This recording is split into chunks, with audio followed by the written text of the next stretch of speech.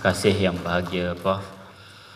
Tanpa mengulas panjang, saya mempersilakan pembentang yang seterusnya yang akan membincangkan tajuk Membina Masyarakat Islam yang Unggul. Ya, dengan segala hormatnya Majlis Mempersil Dr. Ridwanti Abdul Rahman. Assalamualaikum warahmatullahi wabarakatuh. Bismillahirrahmanirrahim. Alhamdulillahirabbil alamin wa bihi nasta'in. Tuan Pengurusi, barisan ahli panel, seterusnya kepada tuan-tuan dan puan-puan sekalian. Alhamdulillah, pertama-tamanya marilah kita merafakkan rasa syukur kepada Allah Subhanahu wa taala kerana dengan izinnya kita dapat dikumpulkan pada petang ini. Saya selaku panel yang keempat, sebenarnya panel yang ketiga-tiga panel dah pulun habis dah. Cuma saya nak sambung sikit saja. Apabila kita nak bercakap soal nak mewujudkan masyarakat ataupun umat Islam yang unggul dalam seminar bertajuk Negara Islam yang Sejahtera, saya pun terpukul juga tadi kenapa tidak disebut negara Islam seminar Negara Islam yang Sejahtera. Sekarang ni ke arah sebuah negara yang sejahtera, lebih kurang begitulah. Saya tak tahu kenapa pun diubah. Adakah diubah kerana kita takut dengan ultra kiasu? Itu trademark saya lah tu. Ataupun dan sebagainya. Pada saya nama tidak penting. Nama tidak penting. Apa yang boleh kita buat. Yang penting bagi saya sejauh mana kita boleh bergerak dalam ruang lingkup yang ada. Sebab itu pada saya selaku pengkaji politik ini, bercakap soal perlembagaan REIT yang selalu kita duk kutuk, duk kata macam-macam. Pada saya sejauh mana kita boleh menggunakan ruang dan peluang yang ada dalam perlembagaan itu untuk menyampaikan mesej Islam kepada orang lain. Ini penting tuan-tuan sekalian. Daripada kita tak bekerja langsung. Hari ini kita bercakap banyak pasal label. Kerja tak berjalan juga. Dakwah tidak berkembang juga. Orang Cina yang bersunat tak bersunat juga. Walaupun kita berkawan dengan dia. Perkara ini penting. Kadang-kadang saya pelik juga. Kita berkawan dengan orang bukan Islam. Pernahkah kita terfikir saban tahun, saban bulan, saban tahun, tahun demi tahun, berapa ramai kita boleh tarik mereka untuk memeluk agama Islam? Ataupun sekurang-kurangnya tertarik dengan agama kita ini. Ataupun mereka semakin lama semakin jauh dengan kita. Saya lebih suka dalam melahirkan sebuah umat Islam yang sejahtera ini, kita kena cari ruang dan peluang ini untuk kita bekerja dan menyampaikan Islam sebaik mungkin kepada mereka. Dalam lingkungan yang boleh kita bergerak. Hari ini kita kadang-kadang buat kerja sesuka hati kita. Tengok yang berlaku di Ulu Langat semalam. Bila dilaporkan, pembinaan tidak buat mengikut spesifikasi dia.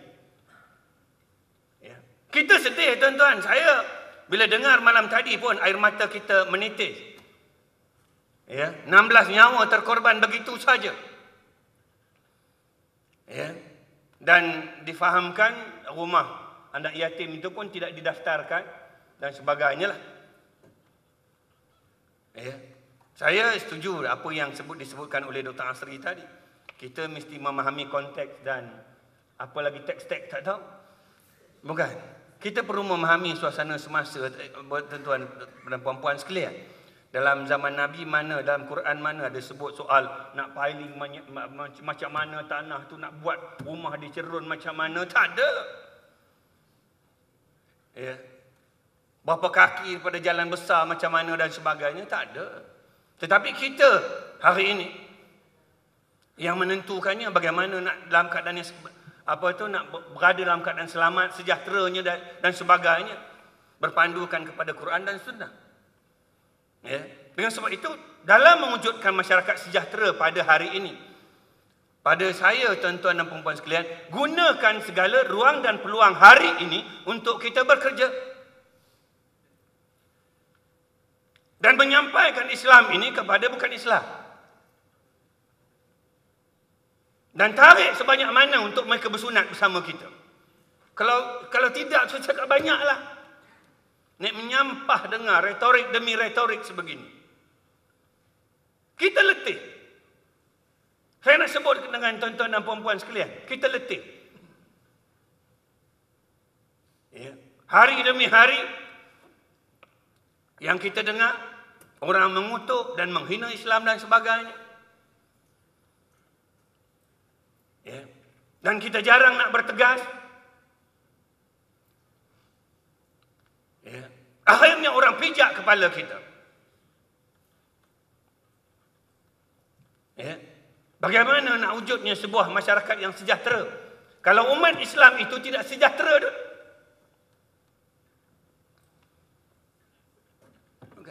Dan sebab itu Allah nukilkan dalam Al-Quran, kuntum khaira ummatin ukhrijat linnas ta'muruna bil ma'ruf wa tanhauna 'anil munkar wa tu'minuna billah. Allah kata kamu ini adalah umat yang terbaik daripada kalangan manusia. Disebut sebagai khairu ummah, umat yang terbaik. Terbaik dengan kita ada 3 perkara. Ta'muruna bil ma'ruf wa tanhauna 'anil munkar, bawa orang ke arah kebaikan dan cegah orang daripada buat kemungkaran, dan seterusnya beriman kepada Allah Subhanahu wa taala. Ya. Sejauh mana masyarakat kita sensitif dengan perkara sebegini? Ya. Saya bersetuju dengan apa yang disebutkan oleh Prof Bari, Aziz Bari, bapa pula sebut. Apa tu? Dengan Ustaz Asri dan sebagainya. Ya, dalam soal apa tu kita hari ini. Sejauh mana kita berjaya membendung perkara-perkara yang besar-besar ini, terutama isu-isu yang menghimpit kita hari ini tentang isu rasuah. Oh, itu isu yang paling besar tu. Sebab itu saya selalu menulis, daripada makan rasuah lebih baik mentekuk darah babi. Dah geram dah tu, bukan? Saya terus terang, kalau tak ada pilihan Ustaz, daripada mentekuk darah rasuah ni lebih baik makan babi. Korang ingat memori makan babi masa kecil tak bersunat dulu? Bukan. Ya, kurang-kurangnya makan babi ni dia tak ngacau orang. Jangan cerita ini cerita pengalaman dulu-dulu aja. Sekarang tak tengok menyampah lah. Bukan. Saya melihat apa tu hari ini, gejala rasuah ini kalau tidak kita bendung, dia bukan saja akan menghancurkan masyarakat, tetapi dia akan menghancurkan masa depan agama dan negara kita. Dan saya selalu bercakap dalam soal ini, dan saya selalu mengutarakan, sebab itu kalau umat Islam ni memahami apa yang disebut oleh ulama besar kita Yusuf Al-Qaradawi, apabila berlakunya pertembungan antara haram dengan haram, umat Islam kena boleh beza mana yang lebih haram, walaupun dua-duanya haram, kan? Apabila berlakunya pertembungan antara wajib dengan wajib, contohnya lah, berlaku pertembungan, saya bagi satu contoh yang saya sebutkan tadi, haram dengan haram, rasuah dengan babi ini. Kalau tak ada pilihan ketika itu, makan babi lebih baik daripada makan rasuah. Sebab makan rasuah ni melibatkan negara, masyarakat, agama dan sebagainya. Kurang-kurangnya kalau babi itu dia makan sorang-sorang je. Bukan, dia tak melibatkan orang lain. Dia tak melibatkan masyarakat keseluruhannya. Walaupun orang Melayu ni sebut babi pun dia menyampah dah. Kadang kita pun heran juga, apa salahnya babi sampai tuan-tuan tengok dia pun tak mau. Bukan? Sampai nama siput babi pun orang marah sebab ada nama siput letak babi kat situ. Jadi walhal siput babi kan salah apa pun tuan-tuan nama dia siput babi. Bagi nama siput mawar ke, bukan cantik siput tu. Ini antara banyak siput yang kena bunuh, siput babi lah. Jadi ini label-label yang kita apa tu letakkan, dan sehingga orang apa tu tengok pun orang naik menyampah. Saya nak sebutkan di sini, apabila berlaku pertembungan sebegini, dalam mewujudkan masyarakat yang sejahtera ini, Apabila berlaku pertembungan begini antara haram dengan haram, mana lebih haram? Dan apabila berlaku pertembungan antara kepentingan bangsa dan kepentingan agama, ketika itu mana lebih perlu dia utamakan? Agama melibatkan semua manusia. Apatah lagi umat Islam keseluruhannya yang terdiri pada pelbagai bangsa ini. Sedangkan bangsa ini adalah sebahagian kecil daripada manusia yang dijadikan oleh Allah Subhanahu wa taala. Ya. Tetapi nampaknya hari ini tindakan kita seolah-olah tidak ada bezanya dengan orang bukan Islam. Kita mementingkan bangsa sehingga terlupa agenda agama. Ini yang membimbangkan kita hari ini.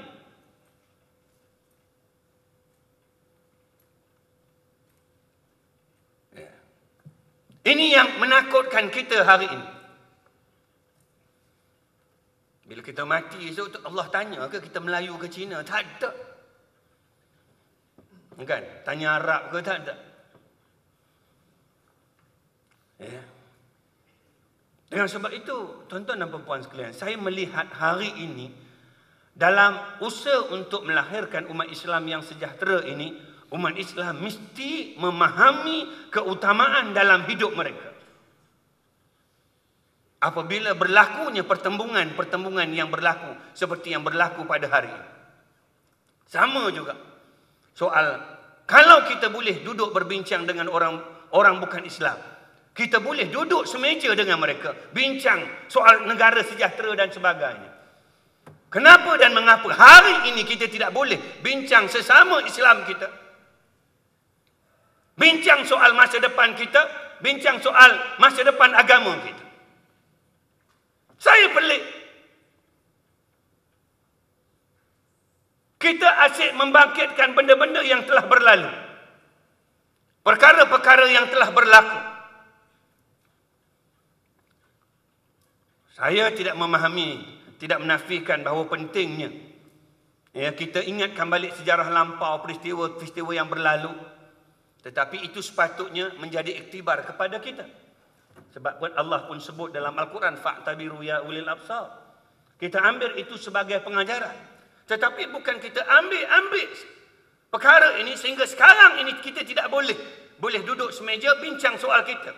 Sedangkan orang lain sudah jauh meninggalkan kita. Bangsa saya sudah jauh meninggalkan bangsa Melayu hari ini.